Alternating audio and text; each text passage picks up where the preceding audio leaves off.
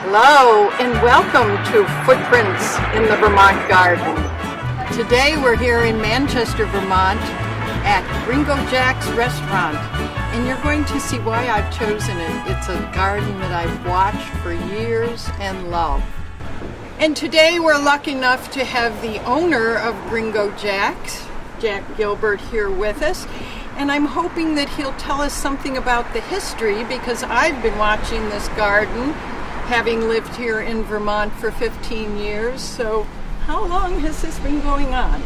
Well, we opened up about 23 years ago, and the original gardener set up lots of great things here. We're on our third generation of gardeners, Heather and Sharon, who you'll be talking with shortly. And they've done a great job. And the overriding kind of theme is, this is not a Victorian garden. This is a exotic Mexican or South American garden. So we have lots of great things. We have banana plants, we have castor beans, and the colors are, as we can see, are purples, yellows, reds.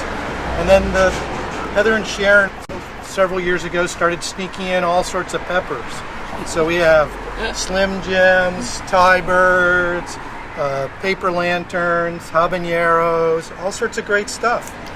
Well, this is one of the reasons I wanted this garden to be photographed, because it's so unusual for Vermont. It's also thematically very Mexican. And you might notice that I have a yardstick here, which I brought because I'm amazed that I measured, and this is only 6 feet deep, this garden, which is pretty incredible. And so the gardeners are going to tell us then how they achieve this tiered look of the plants, these choices of colors next to one another, and some more of the exotic quality. Well, thanks for coming by, Donna. Okay. And now we get to speak with the gardeners, and these two women are the ones who are responsible for keeping this beautiful garden going all the time. We have Sharon and Heather from Dig It Garden in Londonderry. You get it? Dig it. Yeah. And they're going to tell us something about the fact that they've been able to create this tiered garden in a small space. And so let's just begin with this plant. This is one I've never seen in a Vermont garden before, and it's gorgeous. So what can you tell us, Sharon? Well, this is a new variety of zinnia called Inca.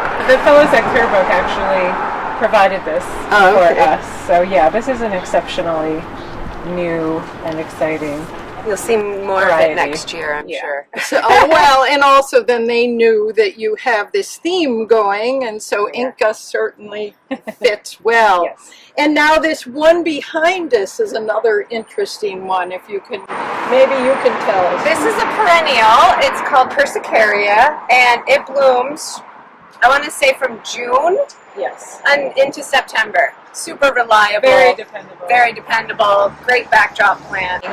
Do you have that happen more often than might happen in other Vermont gardens? I think so, and this is an exceptionally hot site. The castor beans usually we plant in 2 colors. There's a green one and a solid red one.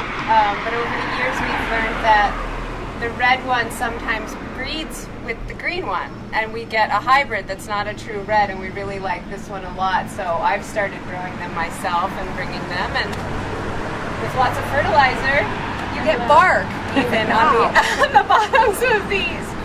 Yep, and they're just a winner. They're super dependable. They love the heat. Well, and then below them I see, I think, what's a caladium or... Colocasia, yeah. Big elephant ears. We do always a purple, that's eaten, but a purple and a green one. And then peppers, which are not hot peppered yet. They're not red, Not but they're red, green. but these are Thai peppers, yep. And dependable marigolds. Good old marigold.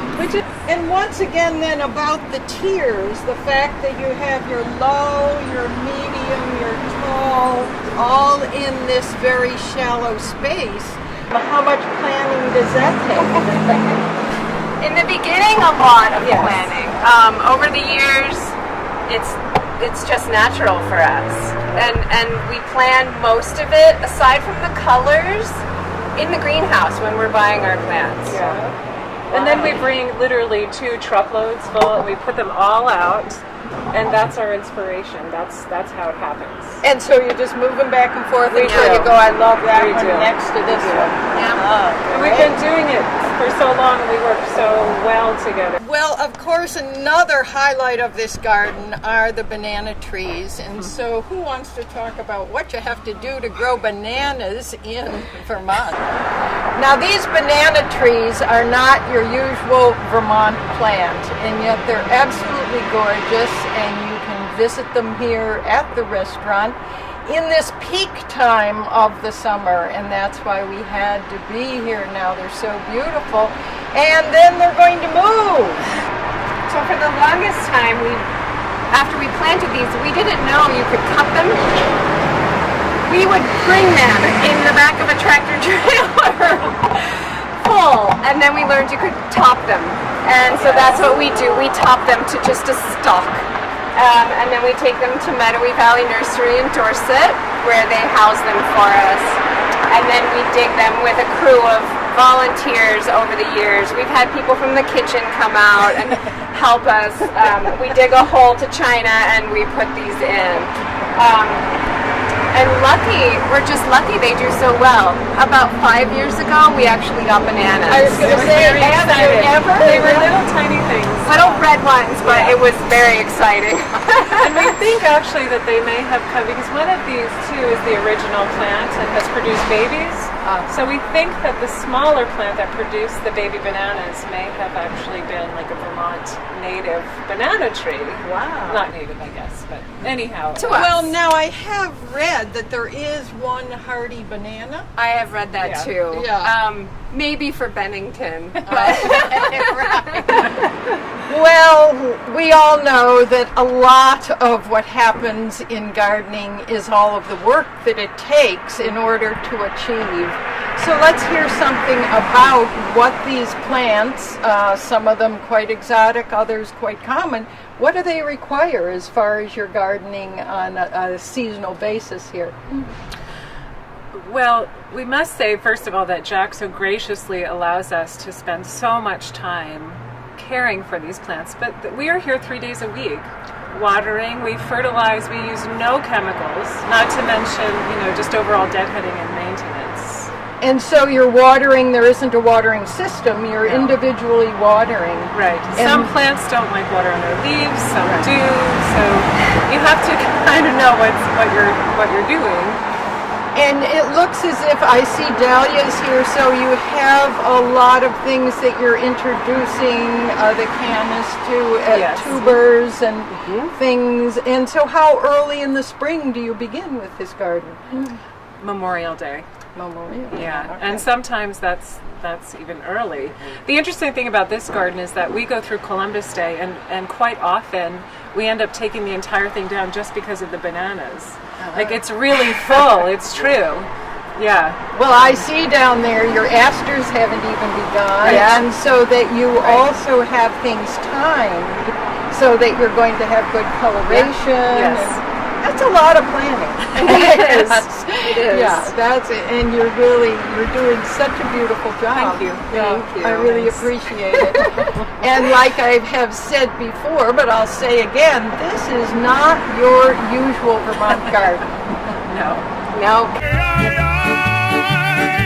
Ahora sigo cantando y sigo gozando. Yo sigo cantando y sigo gozando.